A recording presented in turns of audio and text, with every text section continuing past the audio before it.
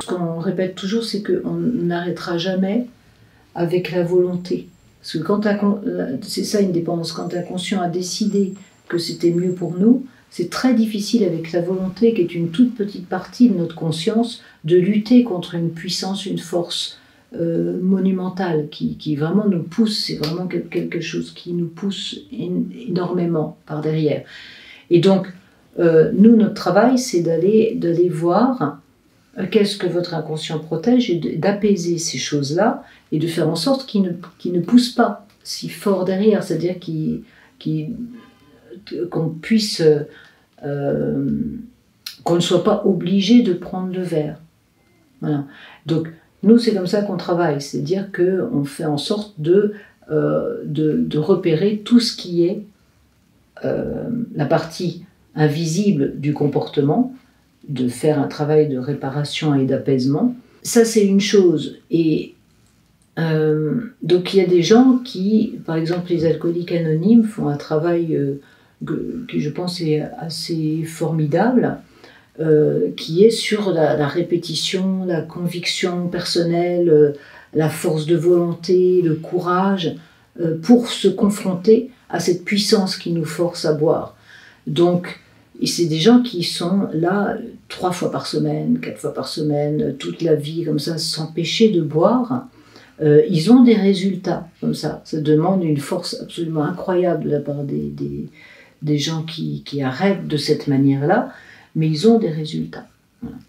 Après, il y a ce qui, moi, me pose problème dans tout ce que je rencontre en consultation, c'est tous les gens qui ont fait beaucoup de cures de désintoxication. C'est ce qu'on appelle des cures de désintoxication, et des centres dans lesquels on peut aller, être pris en charge pendant 3 semaines, parfois 2 mois, où on a un petit suivi psychologique, on a des réunions de groupe, et surtout, on nous donne des médicaments, très souvent, dans ces endroits-là, et on nous empêche de boire.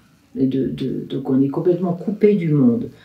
Ce que je constate, c'est que la plupart du temps, le travail de fond n'est pas fait. C'est-à-dire le travail de tout ce qui nous pousse à boire, toutes les réelles raisons inconscientes qui nous poussent à boire.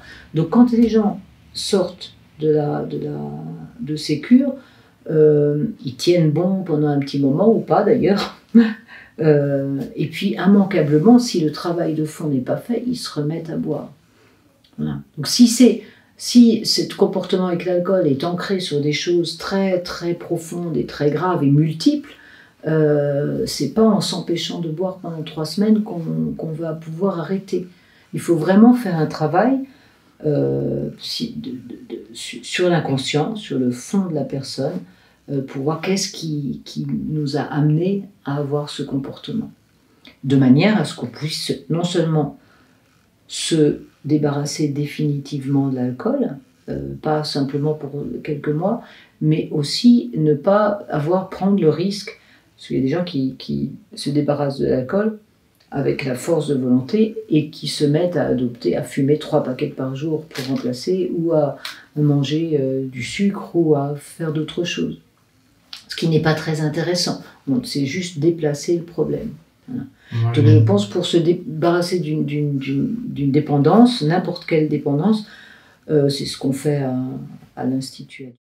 C'est de vraiment faire le travail de retrouver les endroits sources qui sont à l'origine du comportement.